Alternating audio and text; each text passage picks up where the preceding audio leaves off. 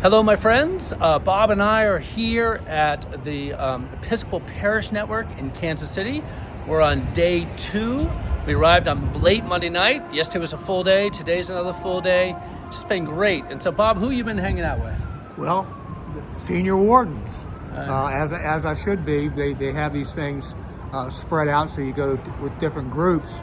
And a lot of this are these big churches, with some smaller churches like ours. But two things: one, Episcopalians are a fun group.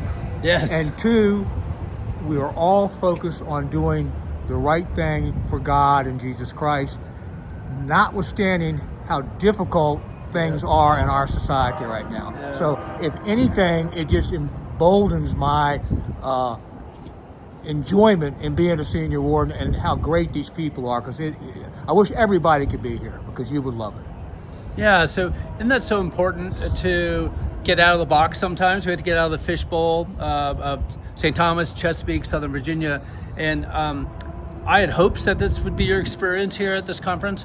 I knew my colleagues are all just passionate about bringing that gospel and making real, but also making sure, Bob, that everyone can be part of this, that it's again, not about what's partisan in the outside world, but that we're unified on trying to do the work of Jesus Christ. Totally right. I mean, it's one focus, and everybody's together. And this is very important. Mark and I, because of travel plans, were together for 10 hours in airports, and we're still standing next to each other. Well, so that tells you a lot. Well, what they don't know is our divide has to do with baseball, and that you're a Yankees fan and I'm a Red Sox fan, and I don't know how that. I should have interviewed you. That wasn't a question. I don't know how I let a Yankees fan join me in ministry like this, but we'll navigate the baseball season accordingly.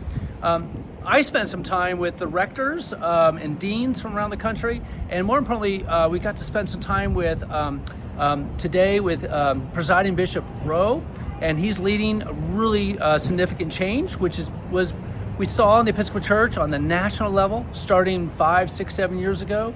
And he talked about what I appreciated most about Bishop Rowe was he said, I've already made a bunch of mistakes.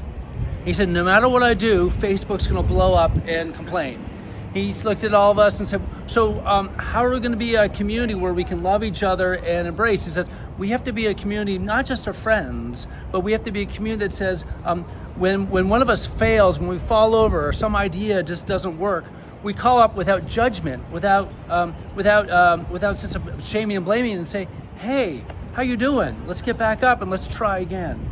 And it was really a relief to so many of us, especially the clergy, and I'm sure the wardens as well, to hear that we're doing the best we can, and yet we are doing what God's work is calling us to do. And we're going to make mistakes. You already know that about me. You don't know that about Bob yet, but Bob will make mistakes. That's a promise. And we will bring the glory of God to others. And so grateful that St. Thomas is committed to all welcome, no exceptions.